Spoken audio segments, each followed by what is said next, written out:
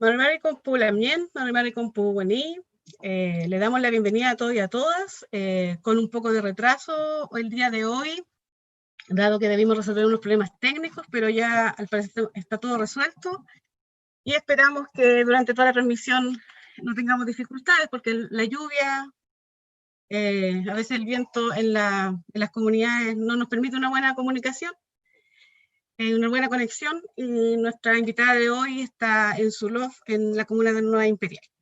Así que nuevamente le damos la bienvenida, comentándoles que hoy día continuamos con la penúltima sesión del ciclo de conversaciones en torno a temas mapuche, organizado por la Subdirección de Pueblos Originarios del Servicio Nacional del Patrimonio de la región de la Araucanía.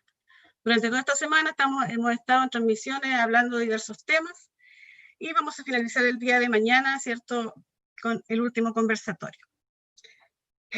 El NUTRAM de hoy día es el turno de hablar sobre los diseños, significado y uso del telar mapuche, el huichal. Pero antes de comenzar con nuestra invitada, la Lamien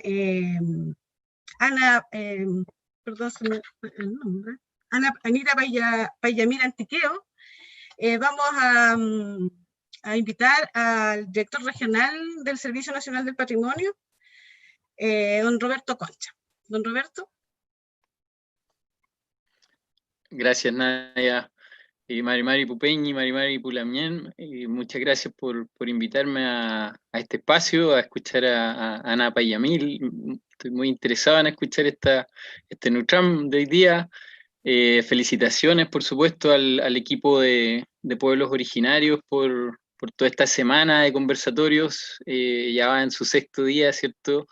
Han estado todos tremendamente interesantes y, por supuesto, una actividad que para el servicio tiene la mayor importancia en esta fecha, celebrando, por supuesto, el Huaychupantu, el año nuevo que comenzó hace casi una semana, justamente. El tema del telar de hoy día para mí es súper interesante escucharlo. Por supuesto que nosotros desde el servicio lo vemos también como un patrimonio tremendamente importante, sobre todo más que por, obviamente no es la herramienta telar el patrimonio, sino todo el conocimiento asociado. Ahora, como herramienta es bien interesante que una herramienta casi, si no totalmente universal. Todos los pueblos han usado el telar. Por lo menos los pueblos, la experiencia conocida es que es una herramienta que está en todas las culturas. El patrimonio, ustedes saben que está muy ligado a las identidades y a la diferencia de los distintos pueblos y grupos, pero en este caso, claro, estamos hablando de una herramienta que por cierta medida une, ¿cierto? Porque está en todos los pueblos, pero a su vez lo que se construye con el telar es una experiencia propia de cada pueblo, y hoy día vamos a estar atentos justamente a ese conocimiento asociado al telar mapuche, acá en la región de la Araucanía, conmemorando lo que es esta fecha, ¿cierto? El año nuevo, el Huaychupantu. Les mando un saludo de parte del Ceremi. Enzo Cortés, y él quería estar hoy día, pero le ha tocado faena asociada a la emergencia que estamos viviendo. Entonces mando un saludo a todos los auditores y la gente que está mirando este espacio. Y bueno, yo los saludo en su nombre, por supuesto. Agradezco nuevamente la invitación, y al final estaré nuevamente comentando. Gracias.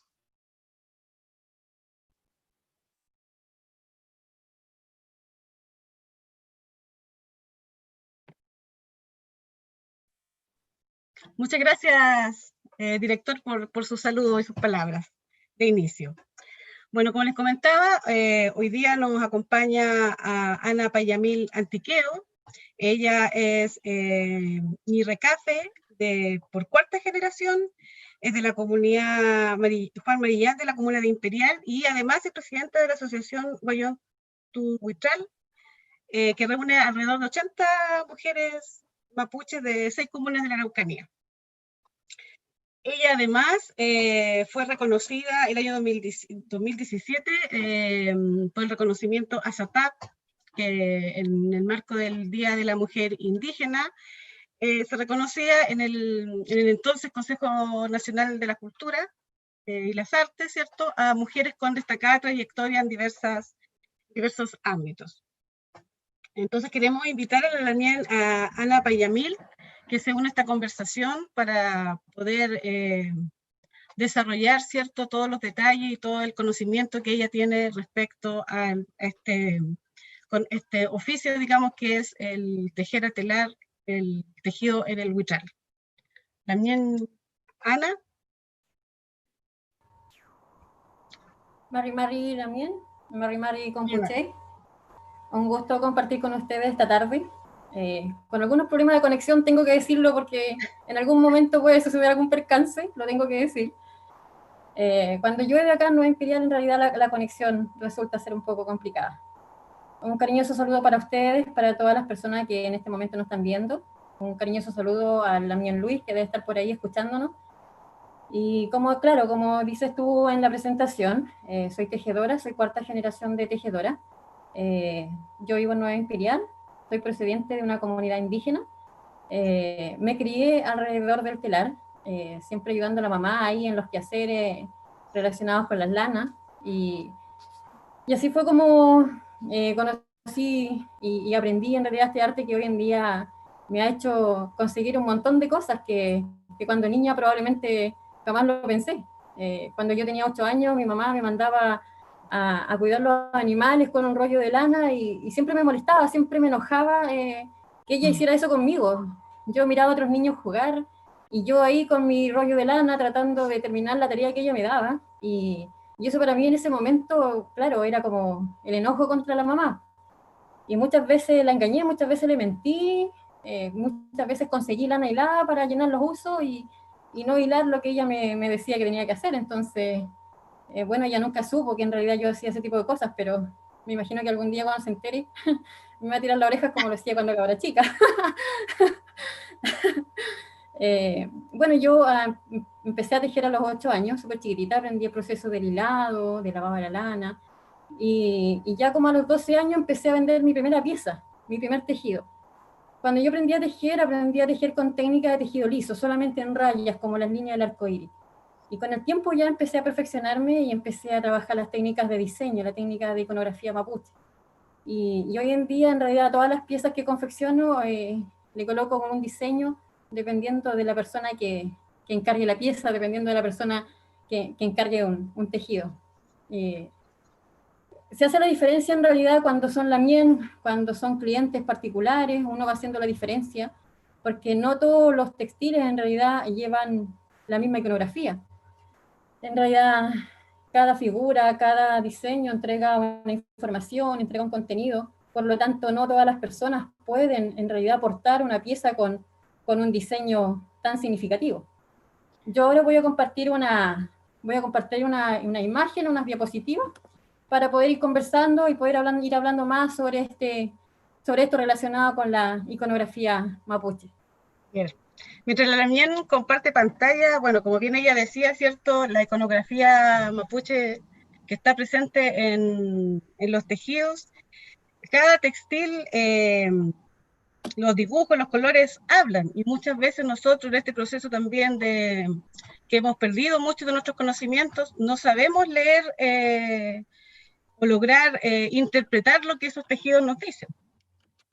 Muchas veces elegimos una prenda, una pieza, más por un gusto estético, por el color, pero desconocemos finalmente qué nos está diciendo. Y la idea de hoy día de esta conversación es poder también revitalizar e ir sabiendo más de cada símbolo, cada mensaje que nos está diciendo ese tejido. No es solamente un lindo dibujo, hay un conocimiento cultural importante que además ha sido transmitido por generaciones, como en el caso de la Lamián Ana. Así mismo, adelante. Así es, Lamián. Bueno, contarles un poquito y decirles también que acá los significados van cambiando de acuerdo al territorio, de acuerdo al lugar donde viven las ñañas, ¿cierto? Donde viven las tejedoras. Yo siempre digo que en realidad aquí la verdad no la tengo yo, porque cada loft, cada sector, cada familia es muy distinta. Somos mapuches todos, pero en general siempre vamos cambiando de acuerdo al sector geográfico. Tuve la suerte en algún momento de trabajar con mujeres pehuenches de la zona del Biobío, he podido trabajar con gente del sur, de Chiloé, de toda esa zona, y me he ido dando cuenta y he ido aprendiendo con ellas también. Entonces, por eso es que también yo hago mención de que en los territorios la simbología, los colores, las aplicaciones van cambiando.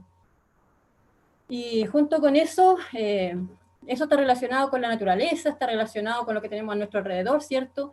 El origen de los diseños, los textiles, se obtienen del Guayón Tumapu, ¿cierto? De todo lo que hay alrededor de nosotros. El Lafken Mapu también tiene su simbología, sus diseños son muy distintos, sus colores son muy distintos también. Todo lo que tenga relación con la naturaleza, de alguna forma también nos va entregando información y nos va diciendo cuál es el tipo de símbolo, o de acuerdo a cómo se crearon los símbolos en ese entonces. En el mundo nuestro, en el mundo donde nosotros nos movemos, ¿cierto? Tenemos gran cantidad de simbología, y cada una de las simbologías entrega un mensaje, como lo dije antes, y estos iconos, esta iconografía se ha ido construyendo mediante códigos y símbolos. La espiritualidad tiene que ver también con los símbolos. Sabemos que hay símbolos que no se pueden, por ejemplo, cuando hablamos del Lukutúe, ¿cierto? El Lukutúe es súper importante para nosotros las mujeres. ¿Por qué? Porque es un diseño que representa a la mujer, que tiene que ver con la fertilidad de la mujer. Ahora cambian los colores, en algunos casos cambian algún tipo de figura. ¿Por qué? Porque cada charigüe o cada Lukutúe fue creado para un tipo de mujer. Entonces, no se puede usar, por ejemplo, el Lukutúe en un cojín. No, estaríamos agrediéndonos nosotros mismos, o sea, nos estaríamos faltando el respeto a nosotros mismos. Y cada uno de los LOF, ¿cierto? Fueron también los encargados de poder ir entregando esta información para que las ñañas, para que estas sabias mujeres puedan ir creando cada uno de estos símbolos. Yo siempre digo, hoy en día nosotros hacemos capacitaciones, yo hago cursos de telar, y las mujeres aprenden a través de un curso, pero hace años atrás las ñañas no tenían una profesora, no tenían alguien que le enseñara, y sin embargo los diseños que construyeron fueron con una sabiduría impresionante, porque cada diseño en general fue creado y fue para entregar un mensaje. Hoy en día la comercialización, hoy en día la producción de artesanía de manera masiva, también ha ido de alguna manera haciendo que este tipo de símbolos con más contenido también se vayan perdiendo. A veces cuando hablamos también de las capacitaciones, se enseña a mujeres muchas veces que no son mapuche, y ellas también intervienen en gran parte de la simbología. Cuando hacemos un rombo, por ejemplo, le colocamos una línea, una X para que se vea más bonita, pero ¿qué es lo que pasa con eso? Es que el símbolo deja de entregar un mensaje. El arte de tejer, ¿cierto? Es una tarea que nos entregaron a nosotros, las mujeres. Y yo creo que por eso también mi madre se encargó de transmitir este conocimiento, porque a las mujeres en el fondo nos enseñaban a tejer. Cuando yo quise estudiar, cuando yo quise seguir estudiando, mi padre no era para él fundamental aprender llegar a la universidad, sino más bien para ello era importante que yo supiera tejer. ¿Por qué? Porque si yo llegaba a otra comunidad, yo llegaba a otro loft, ¿cierto? Me iban a criticar porque yo no sabía tejer. Era tan importante en ese entonces, era tan importante saber tejer, sobre todo por la parte social que esto representa.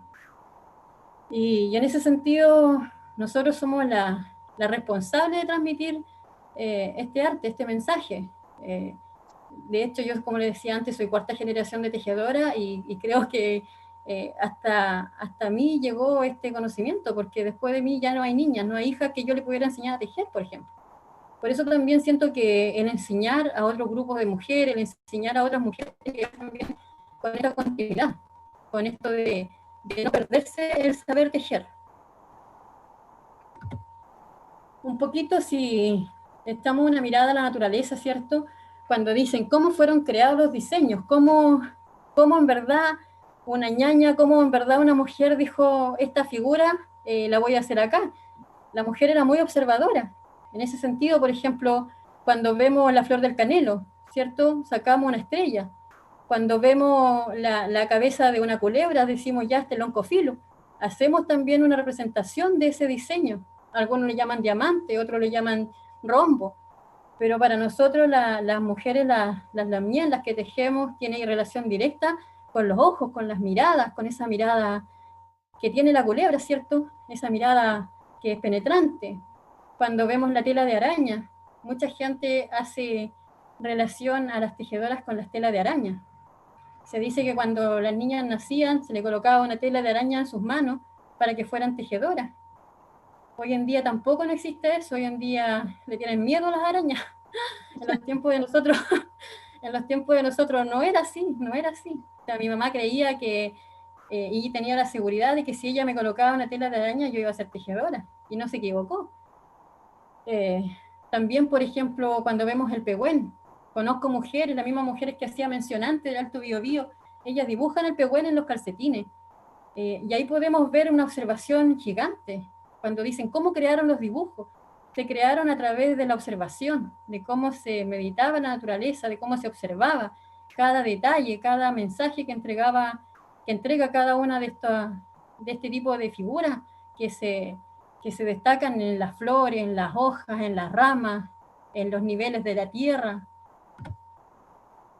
Cuando miramos, por ejemplo, al cielo, pocas veces nos detenemos a mirar el cielo, pero si lo observamos con atención, podemos ver las diferentes formas que se ven en las estrellas, y de ahí nace el guanglén, nacen otras figuras que nosotros plasmamos en los textiles, de acuerdo a lo que se pueda observar, de acuerdo a lo que el cielo está entregando. Por eso es que cuando hablamos, por ejemplo, de un conjunto de seres que son parte de la figura, ahí involucramos el cielo, involucramos la mar, involucramos la naturaleza. El arco iris, hoy en día he escuchado hablar del arco iris, pero para nosotros en realidad es la representación de un textil. Cuando nosotros creamos la alfombra, cuando creamos las frazadas, que siempre fueron frazadas, nunca fueron alfombras, se crearon para abrigo. En ese entonces, ¿cómo en el fondo se combinaban los colores? A través de la observación nuevamente, a través de la observación de este lindo arcoíris. Por eso a veces encontramos este tipo de frazadas, sobre todo las papás y las mujeres más mayores. Yo sé que cada una tiene una frazada de este tipo en su casa, porque lo hacían para ella, lo hacían para los Millatún cuando iban a recibir visitas, para recibir a sus invitados, se colocaban este tipo de frazadas como para el buen recibimiento de su gente, ¿cierto? Aparece también otro tipo de líneas, que son los peinecillos, que llamamos la figura del lado derecho de mi computador. También son técnicas que son muy antiguas, son técnicas que hacían mi abuela, por ejemplo. Ella hacía mucho ese tipo de técnicas, le gustaba mucho la combinación de colores, pero esa combinación de colores, el mejor reflejo en este caso es observar a un arcoíris que nos entregan esa variedad de tonos, diferentes colores alegres. Por eso también las cintas que usamos nosotros cuando nos colocamos, ¿cierto?, nuestra vestimenta tradicional, tiene esos colores. Si ustedes pueden observar, yo creo que las ñañas acá, las lamien que me están escuchando, deben de tener su vestimenta y deben tener sus cintas también con esos colores. Cuando se comenzó con el huichal, cuando se comenzó a trabajar las diferentes prendas, en realidad siempre fueron para abrigo, siempre fueron para intercambio. Por ejemplo, aparece el charilonco que usan los hombres, hay gente que se lo usa al cuello, hay gente que lo pone en diferentes partes. El charilonco siempre, el charilonco va a ir en la cabeza, va a ir como signo de protección para el huencho, ¿cierto? Está el macún, diferentes tipos de macún, con diseños, sin diseños, con colores, de acuerdo a dónde vivía el personaje ese que iba a usar la manta, el que iba a usar el macún. Y las mujeres en realidad se veían como en la obligación de confeccionar el macún para su huencho. Yo no tengo huencho, así que no he hecho macún dedicado ahí al hombre, no. También, a propósito de lo que menciona del macún, bueno, y otras prendas, ¿cierto?, de nuestra vestimenta. También los colores y los diseños varían de acuerdo a las edades y el rol que cumplían ciertas personas, ciertas características que tenía cada uno. Tampoco era un tema de que era un diseño igual para todos. Claro, no existe un diseño único, todo depende, por eso decía antes, o sea, aquí yo, por ejemplo, si yo quisiera que mi Wenchu se luciera con una manta en un Iyatún, se luciera con una Kutama, se luciera con su vestimenta, con un charilonco, o sea, yo le dedico el tiempo y yo conozco a la persona con la que estoy viviendo, por lo tanto, el Makun que yo le hago sería dedicado a él. A veces uno se encuentra por ahí con Wenchu, con Lamien, que andan con una manta que significa algo muy distinto a ellos, entonces la persona que sabe leer el mensaje, o sea, uno se da cuenta en realidad de quién está portando la manta y se da cuenta de que al final la compró en un mercado por ahí y no tuvo el tiempo de mandarla a hacer donde una ñaña, donde una tejedora que realmente conoce sobre la simbología mapuche. Existen diferentes colores, la manta más tradicional, bueno, la manta campesina, que es la típica manta blanco-negro, que es con el torcido de pitío, que le llaman para no confundir. Las personas que en realidad conocen las técnicas van a darse cuenta de lo que estoy diciendo. Pero la típica manta campesina que lleva rombo a los lados, que lleva rombo en el centro, es una manta que la puede usar el personaje que quiera en el fondo, siempre y cuando pueda usarlo. Ahora existen las mantas caciques, que le llamamos, las mantas que son súper representativas para las reuniones, para la fuerza, ¿cierto? Está la manta color rojo, que la usa siempre la persona que lucha por los derechos de los demás, que pelea por los demás, que es como el representante en la lucha del pueblo. Y está la manta negra, que es una manta más de sociedad, una manta más de lujo, una manta más para reuniones sociales, ¿cierto?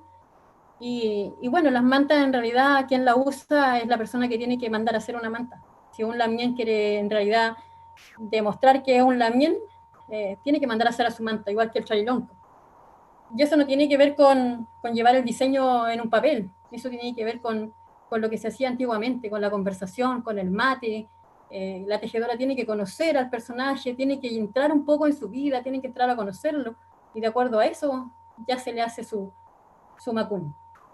La chiripa también es una prenda, es una pieza que también en algún momento se hizo tejida telar, lo mismo que el tupán, ¿cierto? También se hizo, cada persona hacía su propia vestimenta, para su propio uso. Ahí, por ejemplo, la quilla, el charigüe, el cupán, son piezas que también son de uso, nosotros también la usamos. Yo en realidad uso mi vestimenta cuando voy a alguna ceremonia, cuando voy a realizar alguna actividad importante, cuando soy invitada y muchas veces la gente desconoce, porque hay un desconocimiento tremendo relacionado a lo cultural. Entonces, pero el charigüe, por ejemplo, ya también es personalizado, el charigüe es único. O sea, el charigüe que yo uso no lo puede usar otra ñaña, porque en el fondo el charigüe está hablando de mí.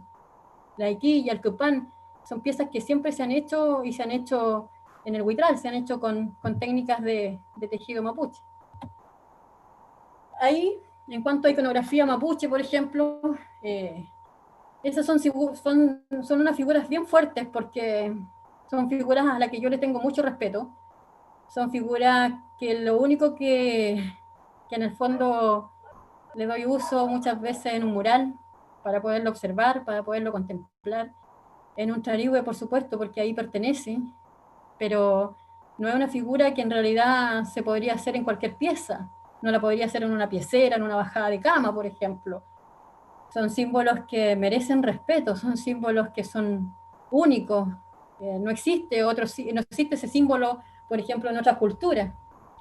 Yo he tenido la posibilidad de hacer intercambio con mujeres amuzgas en México, por ejemplo, con mujeres venezolanas, en donde hemos compartido experiencias y en algunos casos nos encontramos con figuras muy parecidas, muy iguales. Y ahí significa que existe mucho de nosotros, del ser mapuche. Pero este tipo de figuras, por ejemplo, que son tan representativos, en realidad yo lo resguardo bastante. Se debe cuidar, se debe respetar. Lamien, No y a sé si propósito dígame.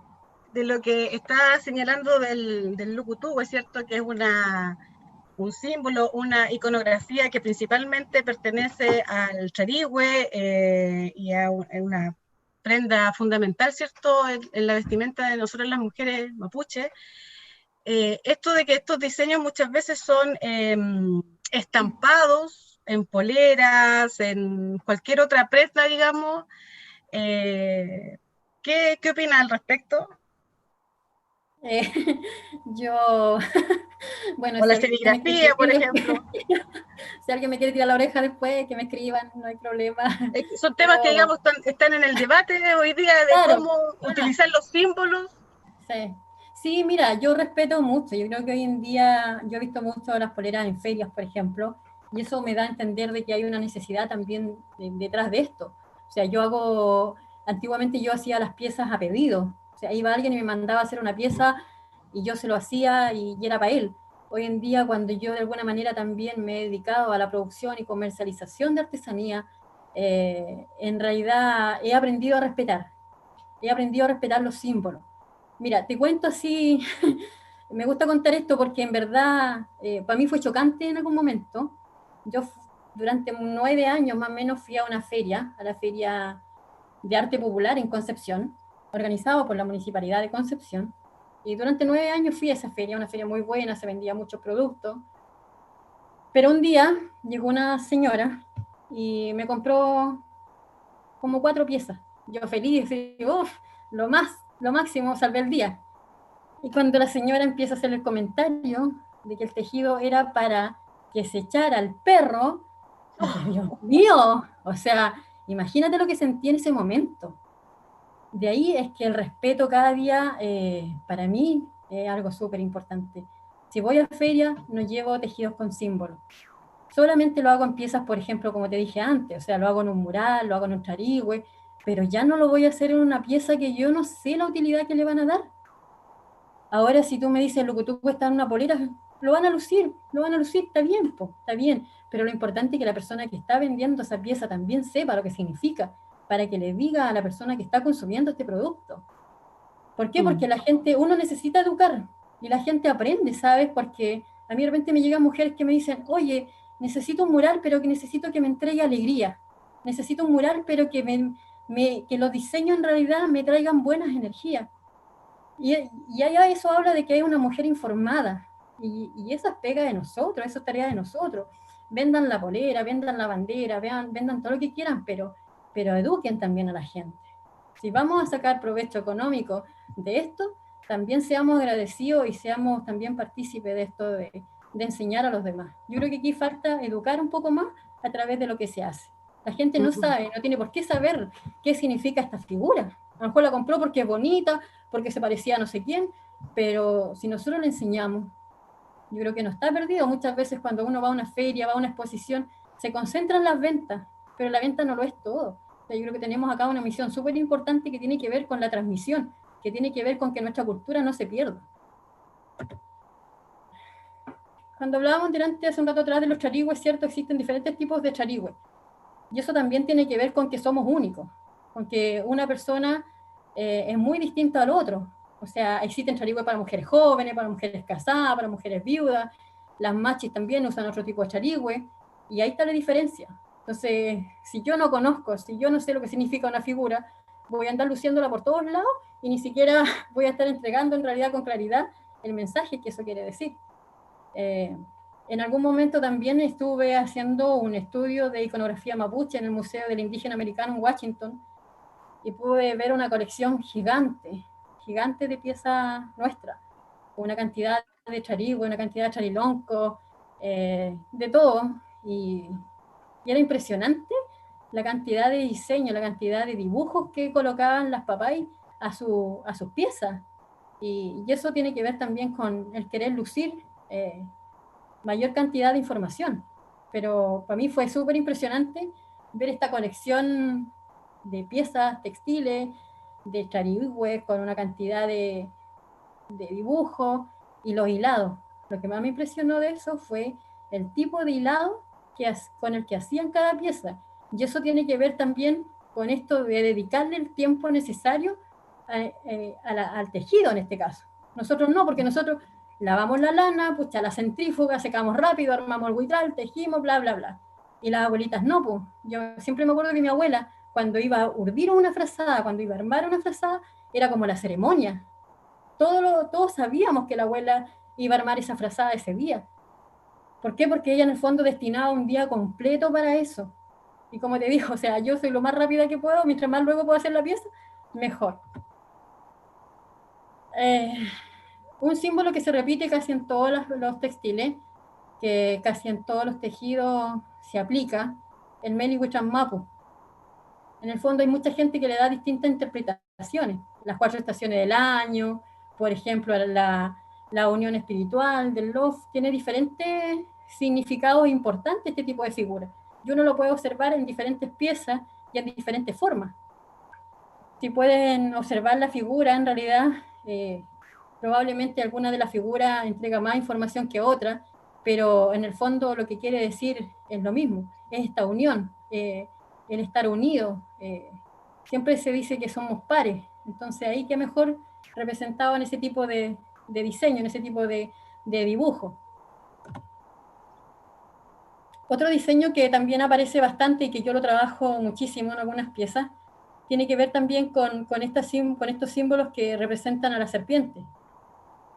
Alguno podría decir que susto, o sea, que miedo en realidad que aparezca este tipo de símbolo en alguna pieza, en algún textil. Pero en el fondo, como decía antes, decía al principio, todo lo que en el fondo involucra una figura tiene que ver con lo que yo tengo alrededor, con lo que a mí me rodea, con lo que yo tengo a la vista. O sea, yo no necesito, por ejemplo, que una diseñadora me diga estos colores te combinan. Yo no necesito eso, yo salgo, miro la naturaleza, miro los árboles y ya voy a encontrar color.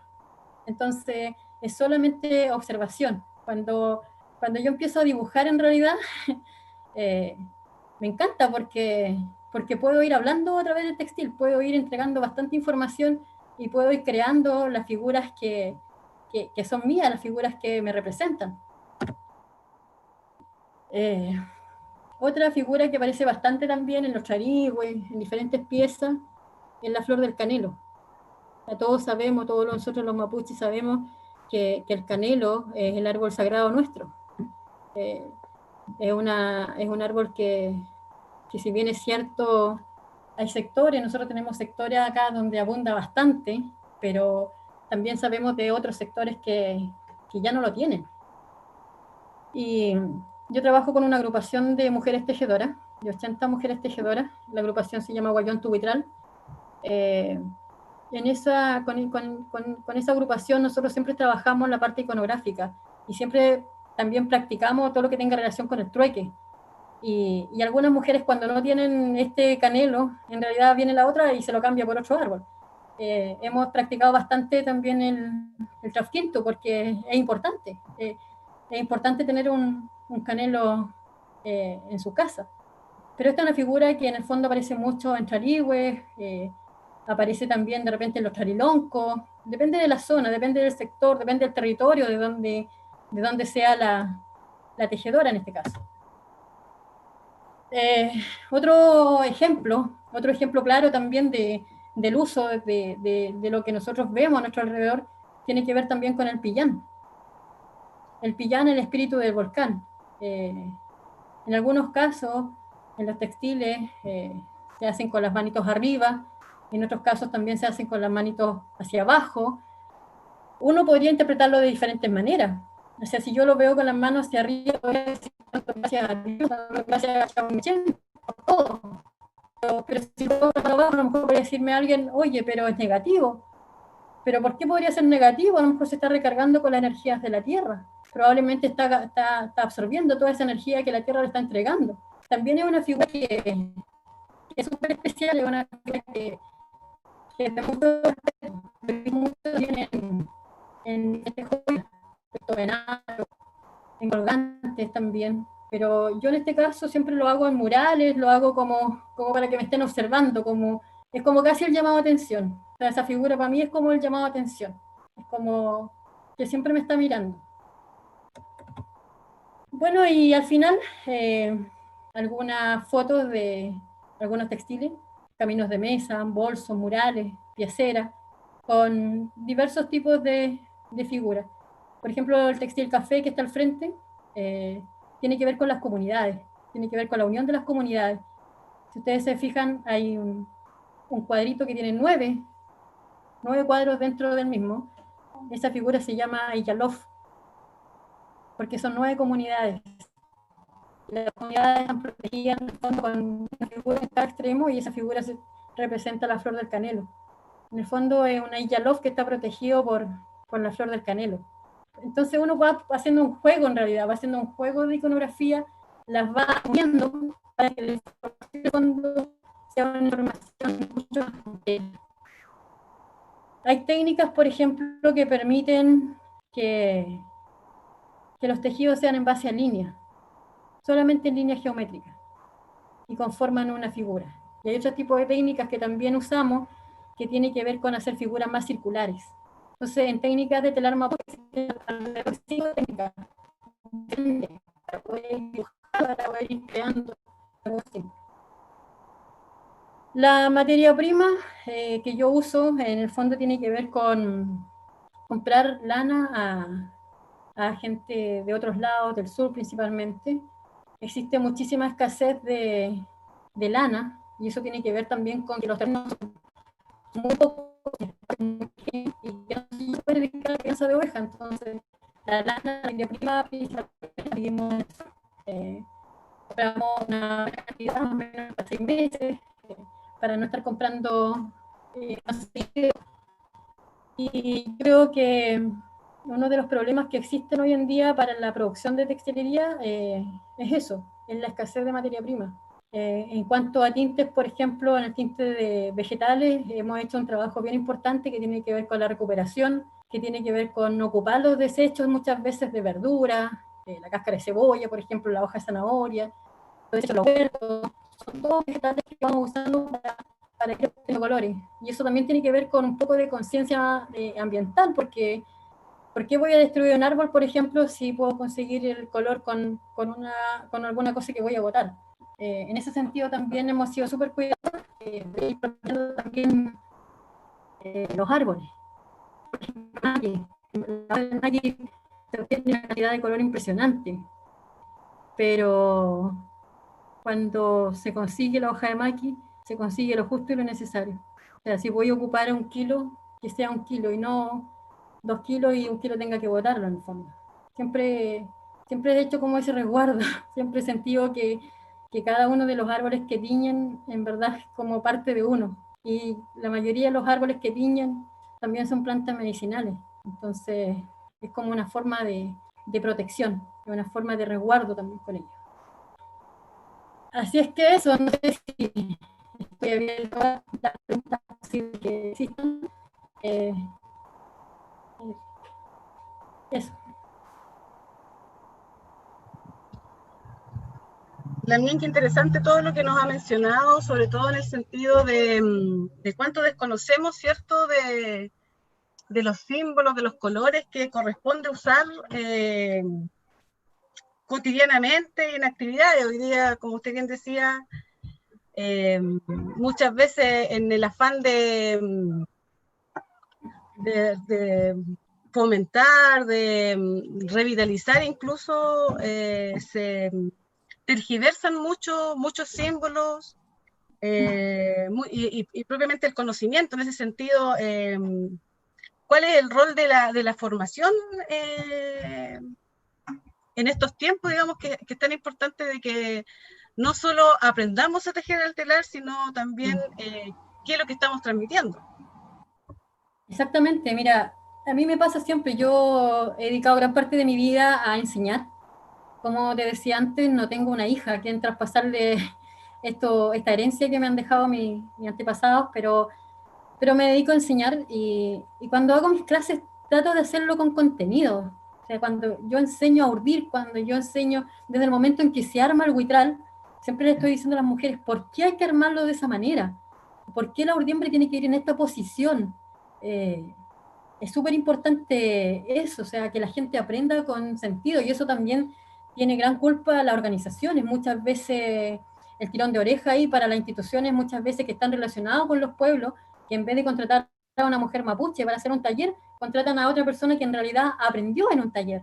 No digo que es malo en el fondo, pero los contenidos son totalmente distintos. Es diferente cuando te has creado, cuando has crecido al lado de un huitral, cuando has crecido en comunidad, cuando has vivido, cuando has compartido un Iñatún, cuando has participado con los lamien de una reunión, cuando has visto llegar ahí a los lamienes con sus mantas, con sus ponchos.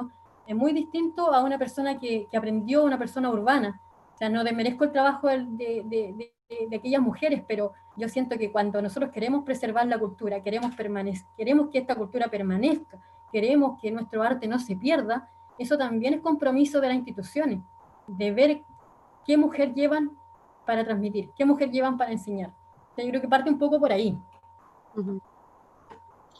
Sí, y en ese mismo sentido también, bueno, a usted se da mención, ¿cierto?, a la iconografía del Macún, ¿cierto?, los colores, que iba a depender, ¿cierto?, del uso más social, de o si alguien es un líder. Pero en este contexto muchas veces de reproducción sistemática, ¿cierto?, de símbolos, en el caso de los niños, muchas veces se le hace una manta, ¿cierto? Se le compra una manta con símbolos que no corresponden a su edad o con colores que no corresponden a su edad. De acuerdo al conocimiento que usted tiene, ¿cuáles serían los símbolos, los colores más apropiados para los niños?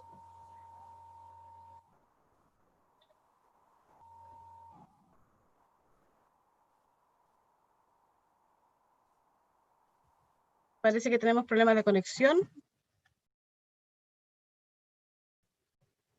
¿Lamien?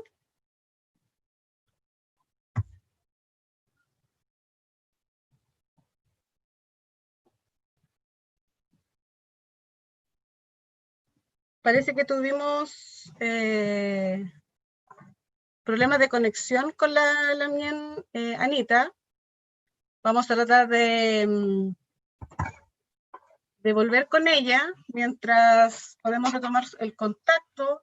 Les recordamos que estamos en la penúltima sesión de este ciclo de conversatorios sobre temas mapuches, hoy día hablando del huichal, de los símbolos, usos, significados que hay detrás de cada tejido.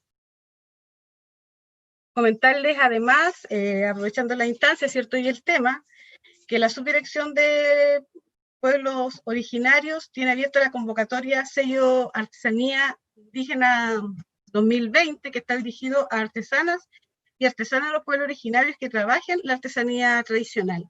Esta convocatoria está abierta hasta el 14 de agosto, así que los invitamos a consultar las bases en la página web de www.cultura.gov.cl, Sello Artesanía Indígena. Parece que por ahí estamos retomando la comunicación. Sí, Lamien, aquí estamos. Qué bueno que lo comenté antes, porque ya te había dicho que el internet es como sí, no, pero afortunadamente la presentación la pudo desarrollar bien. Ya estamos en el periodo de las consultas, así que de profundización, así que no hay dificultades. No sé si alcanzó a escuchar la pregunta.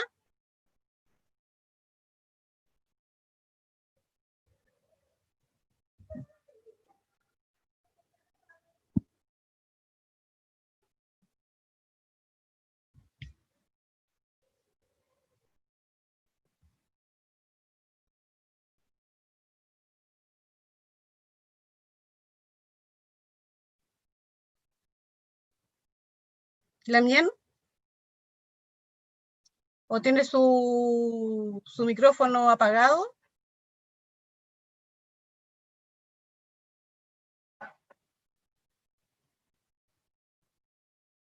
La lluvia quizás nos está afectando la conexión.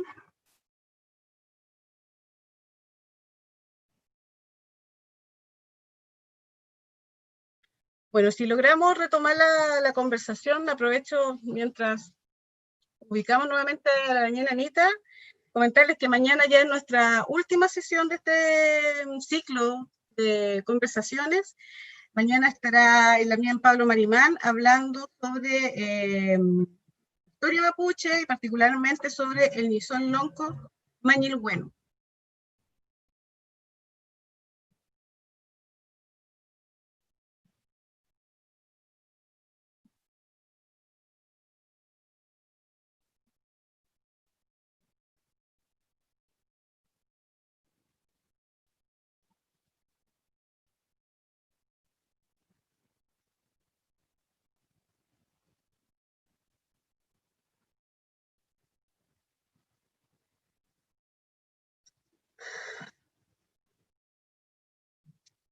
No sé, aún si no hay conexión, invitaría al director que se conecte porque podríamos tener unos comentarios mientras retomamos la conversación con Anita. Sí, yo estaba escuchando muy atentamente, muy interesado con la exposición, ¿cierto?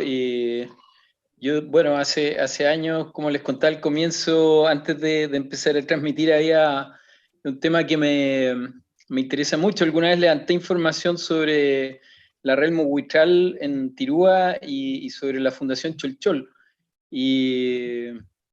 Pero ahora escuchando a Anita, no sé, el tema primero que me llamó la atención, claro, la relación con la mujer. En realidad nos llama la atención mirando hacia atrás. Obviamente la tradición del tejido está muy asociado, ¿cierto?, en su origen en cuanto a observación de la naturaleza y transmisión con la mujer.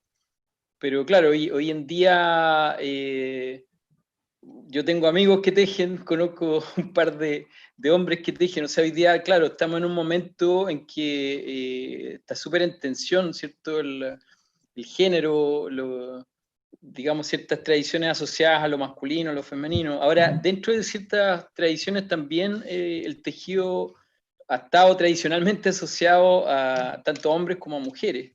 Pero claro, es indiscutible el rol de la mujer en la observación de los procesos de la naturaleza para reflejarlo en el tejido y en la transmisión, por supuesto, de todo el conocimiento asociado a los hijos, dentro de la familia, dentro de las comunidades. Pero claro, yo creo que es un primer, yo iba tomando apuntes de lo que decía Anita, la relación con el territorio también, súper interesante. Pensaba en la diferencia con las manualidades. Cuando se está hablando de un tejido, a diferencia de lo que puede ser una manualidad, algo pensado como mercancía para un cliente, donde lo que está pensando el creador o el productor de esa mercancía, digamos, está pensando en el cliente, en algo para vender. El tejido mapuche tradicional, lo que corresponde a patrimonio cultural inmaterial, en realidad responde a una tradición, a lo que se ha aprendido y a una conexión con el territorio, lo que se observa en el territorio, las materias primas de ese territorio. Por lo tanto, los colores, lo que decía Anita, o sea, un tejido expresa colores del entorno, expresa materias primas de ese territorio. Entonces, claro, ahí hay una enorme diferencia con una manualidad, algo que fue creado pensando en un cliente quizás, versus algo que está súper arraigado a un territorio, que lo planteó Anita, digamos, en múltiples dimensiones. Otra cosa interesante también es que en el caso de, a diferencia de otras artesanías, si es que se le puede llamar artesanía, digamos, o sea, estamos hablando en realidad, el tejido, el telar, son finalmente artículos que tienen un uso. No está pensado como otros productos, no sé, que van a terminar adornando un espacio. Cuando se hace una artesanía, a veces en realidad no tiene un uso cotidiano. En cambio, el telar, muchas veces el producto del telar es para autoconsumo, es para abrigarse, es para usarlo, no sé, dentro de la casa en distintas funciones. Y eso hace, digamos, una diferencia con otra artesanía, la utilidad del tejido. Y también eso lo conecta con el PCI, hablando del servicio del patrimonio, lo conecta con el patrimonio cultural inmaterial, que es definido como cultura viva. O sea, el patrimonio cultural inmaterial, la idea es que venga traspasado de una generación a otra, y que esté en uso, o sea, que no sea algo relicto, algo que quedó congelado y que lo miramos hacia atrás como algo que se terminó y que lo estamos reproduciendo artificialmente, sino que está vivo. Y el tejido mapuche tiene esa cualidad también. Ahora, esa cualidad de que esté vivo también hace que se pueda ir adaptando, que pueda ir innovando, la cultura viva tiene esa particularidad, digamos, que va aprendiendo del tiempo actual en cuanto a ir incorporando ciertas cosas nuevas en cuanto a materiales, usos, ¿sí? Bueno, yo les comentaba que me vinculé en algún momento levantando información sobre la Fundación Cholchol y el Ramo Huitral en Tirúa, y me acuerdo de, claro, estaba esa tensión entre reproducir algo o proyectar algo heredado, ¿cierto? Un conocimiento ancestral, técnicas, usos, colores, todo lo que venimos hablando que viene de atrás, pero adaptarlo también, o sea, finalmente son sistemas productivos que también buscan un equilibrio entre los costos de mantener esta tradición y lo que se puede generar con la venta, y eso a veces, bueno, genera tensiones, adaptación con la innovación, y ahí creo que Anita plantea algo súper interesante de distinguir entre un producto que está destinado a, pucha, si vamos a poner en un tejido una iconografía que tiene significados culturalmente importantes, sagrados, que termine usándose para que ahí se acueste el perro, o un uso que, no sé, que desconoce esa simbología. Entonces, esa distinción entre, bueno, ¿para quién lo estoy haciendo? ¿Lo estoy haciendo para mi comunidad? ¿Lo estoy haciendo para un uso tradicional? ¿O lo estoy haciendo para el mercado? Y ahí se pueden generar distintos tipos de productos, como lo planteó Ana, ¿cierto? Que me pareció súper interesante. Ahora... disculpe, director, creo que con la Lamina Anita logramos retomar la perfecto, conexión. me callo. Entonces queríamos hacerle algunas preguntas, igual que nos están llegando por el chat de la transmisión. Entonces, la mía le queríamos preguntar, una de las preguntas que ha llegado es relevante la innovación para mantener la tradición? Y yo a eso le agregaría algo que también le quería preguntar, es si en este proceso, ¿cierto?, de enseñanza de lo tradicional, de las técnicas tradicionales, de los símbolos tradicionales, o en las nuevas, ¿cierto?, artesanas textiles, hoy día podemos ver nuevos diseños. La creación de nuevos diseños también de acuerdo a la observación, de acuerdo al contexto actual. Porque como ella bien decía, muchos de estos diseños de los cuales nos presentaban tienen que ver con la observación de la naturaleza, la observación del cielo, nuestros roles sociales, ¿cierto? Entonces, también podía ser hoy día una creación de nuevos diseños en el tejido.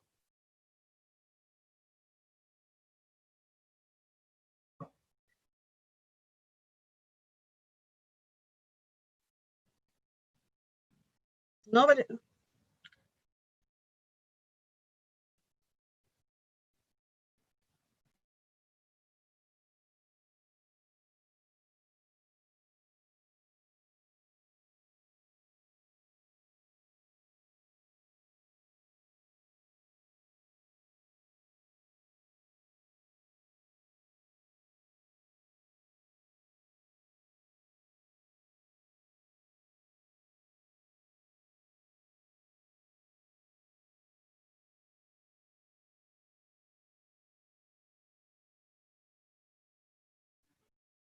Parece que se nos volvió a perder.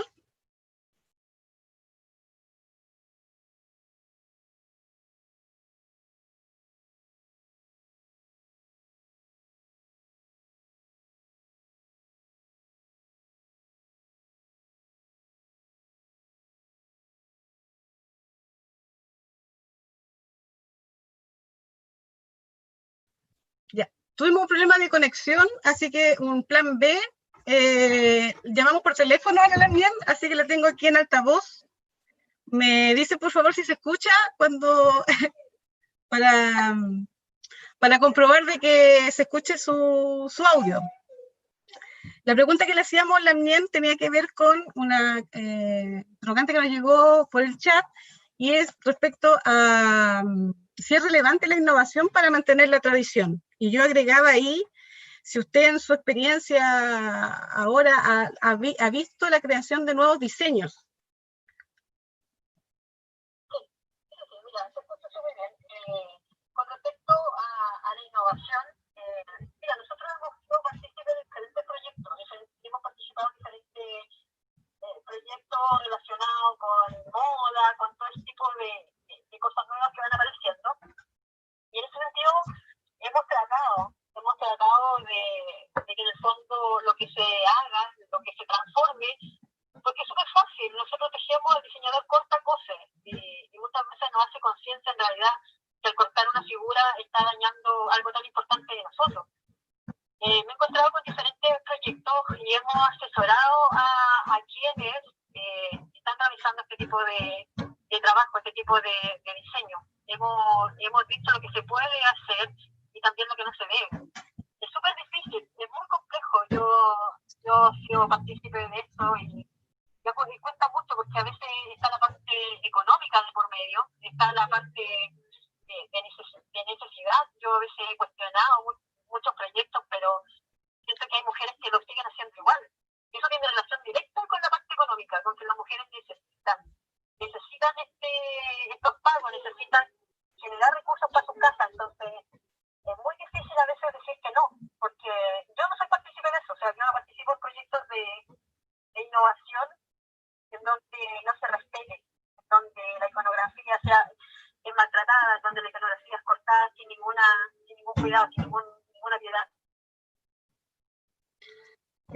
Muchas gracias, Lamien. Bueno, aquí nos ha quedado muy claro el desafío que tenemos, ¿cierto? Hoy día, en esta intención, en esta necesidad o en este objetivo de revitalizar nuestros conocimientos, la importancia de formarnos y de difundirlos de manera apropiada. Ese es un desafío que existe, yo creo que en todo ámbito, tanto de las personas que se dedican, y como usted bien señalaba, aprenden, ¿cierto? Y continúan con este trabajo, pero también de aquellos que nos gusta y que nos interesa tener nuestras prendas, el desarrollarlo con mayor propiedad y conocimiento. A la hora de hacernos un charigüe, a la hora de mandarle a hacer las mantas a nuestros hijos, los chariloncos, que no sea así como el que más nos gustó, el más bonito. Así que le agradecemos, digamos, por este profundo conocimiento que hoy día ha compartido con nosotros. Considerando además que tenemos los problemas de conexión, yo de verdad que no sé si se nos está escuchando bien. Le pediría al director si nos pudiera comentar si se escucha bien la conversación. Sí, se escuchó la respuesta de Anita y toda su presentación. Yo creo que lo bueno es que pese a la lluvia y el viento, logramos tener esta transmisión desde un espacio local, desde el conocimiento local, tan importante como lo que tiene que ver con el tejido. Pudimos compartirlo, yo aquí escuchando, aprendiendo como toda esta semana, y el teléfono fue una buena estrategia final para cerrar cuando ya falló el internet. Estamos adaptándonos a esta nueva época virtual, pero yo creo que fue tremendamente exitoso y generoso el espacio, porque toda esta semana ha sido eso, poder acceder a conocimiento valiosísimo que se comparte generosamente con los que no conocemos toda esta herencia, ¿no? Así que yo agradezco nuevamente que me hayan invitado a escuchar y a comentar al final. Sí. Como tuvimos que improvisar, digamos, la conversación por teléfono, a mí se me quedaron algunas preguntas que no logré ver a tiempo, así que aprovecho. A ver, ¿me escucha bien? Ya. Hay una pregunta que se me quedó ahí en el tintero y dice, ¿qué representa el diseño Perimontunfilu que se ve en los charigües? Mira, relacionado con los diferentes tipos de símbolos que aparecen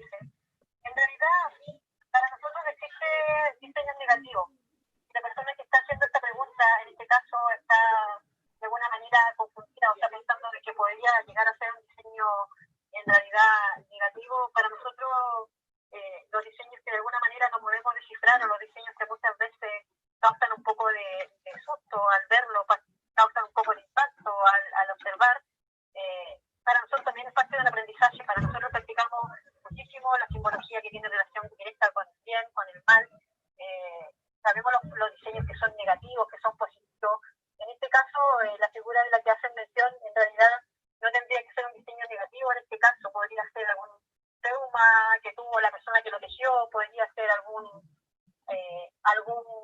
objeto, algún espacio que existe donde ella vive, probablemente lo hicieron relacionado con eso, porque los símbolos que aparecen en los tejidos antiguos tienen directa relación con la persona, tienen directa relación con donde vive, tienen directa relación con el ser familia, con el ser buena gente, con el, de alguna manera, sobresalir de otro. Creo que la figura que ella está haciendo mención no es un diseño negativo en este caso.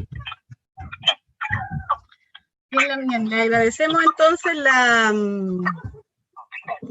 la conversación del día de hoy, en el cual, a pesar de todos los problemas técnicos que tuvimos, logramos, digamos, profundizar sobre lo importante del día de hoy, que era poner en valor, ¿cierto?, los principales símbolos que hoy día están presentes en la textilería mapuche, y poder conocerlos y entenderlos, comprenderlos, leerlos, para poder llevarlos de buena manera, y no ponerlos simplemente como un símbolo decorativo de identidad. Entonces, yo creo que ese era el objetivo del día de hoy, de poder ir contribuyendo a ese conocimiento profundo, ¿cierto?, que está escrito en los textiles. Así que también le doy la palabra para que pueda despedirse de todos quienes hoy día nos han seguido estas transmisiones y han tenido la paciencia también de esperarnos en el retraso de hoy, y también con los problemas técnicos que tuvimos. Muchísimas gracias por la invitación, tanto mal de todo corazón. Sabían que esto podía pasar porque hace días que vengo arrastrando para señal de internet. Tenemos que adaptarnos lamentablemente a esto. A mí nunca me ha gustado, en verdad, hablar frente a hablar frente a una máquina, frente a un computador. Me gusta más la conversación frente a frente. Me gustan las conversaciones con mate. Hoy en día tenemos que adaptarnos con todo lo que está pasando, con estas situaciones complejas que estamos viviendo, y a resguardarse y a cuidarse como lo han advertido. Lamento mucho que en algún momento a lo mejor hayamos quedado en silencio, y agradezco muchísimo el buscar la forma de poder mejorar nuevamente y de poder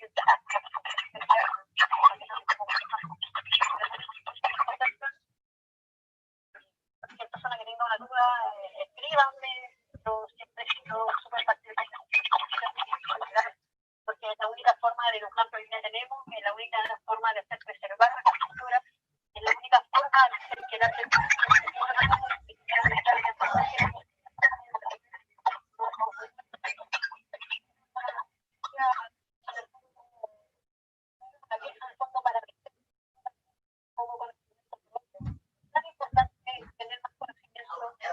si tú me preguntas en la vida si he hecho otra cosa en mi vida, he hecho otra cosa. Amanezco con el telar de una joya que quisiera, y te juro que en estos días ni siquiera sé cómo pasan las horas, cómo pasan los días.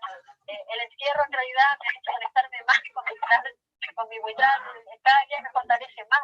Yo siento que la cosa va por ahí, que tenemos que de alguna manera buscar discusiones.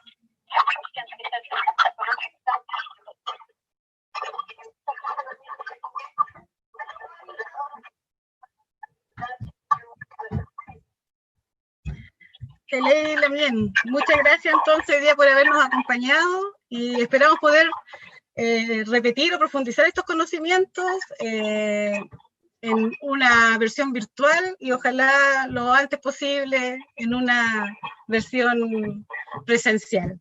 Así que también muchas gracias, la liberamos para que pueda retomar sus actividades, y también dar por finalizado este tramo. Así que muchas gracias también.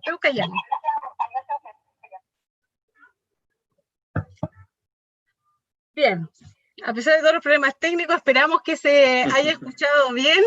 Había interferencias por varios lugares. Pedimos disculpas, habían más preguntas, pero dada la circunstancia, logramos hacer las principales. Así que a mí no me queda más que agradecer, darle la palabra al director regional para ya ir cerrando con unas palabras de despedida en este conversatorio para ya continuar el día de mañana. Sí, no, nuevamente muchas gracias Nadia y bueno, al equipo de Pueblo Originario, también al equipo de informática del servicio que ha apoyado las transmisiones toda esta semana. Yo agradecido del espacio en este diálogo de saberes, en realidad es una ventana como para que haya un aprendizaje con todo el respeto de esa herencia, ¿cierto? De esos conocimientos, escuchar y aprender. Esto último que plantea Ana, también súper interesante respecto al bien y el mal, me parece interesante. Y claro, desde el mundo occidental se ve como que el bien y el mal son absolutos, en cambio en los pueblos originarios el mal es necesario muchas veces, no es tan absoluto, ¿cierto? Es parte de los procesos. Yo creo que es un aprendizaje más dentro de esta semana de diálogo de saberes, así que nuevamente gracias y seguimos disponibles para estos encuentros, estos Nutram. Peucayal, memoria. Saltumay, director. Bueno, antes de despedirme, nuevamente me volvió a la pantalla acá de las transmisiones, agradecerle a Fernanda Peñaranda, a Lina Pichilemu, Millaraina Huelpán, Pablo Mancilla, Berta Huentén, que han estado comentando estas transmisiones, agradecerles también a quienes nos acompañaron hoy, a quienes nos han acompañado durante toda la semana, y dejar los invitados entonces para el día de mañana, cuya conversación estará a cargo de Milamien Luis Penchuleo, y que estarán conversando acerca de la figura del Nisol Lonco Mañil Bueno, a cargo de este Nutram, ¿cierto? El expositor será el también Pablo Marimán Quemenado. Así que por mi parte me despido y esperamos vernos nuevamente por estas vías virtuales de las nuevas formas de hablar, pero que nos permiten seguir comunicándonos y reflexionando y debatiendo. Así que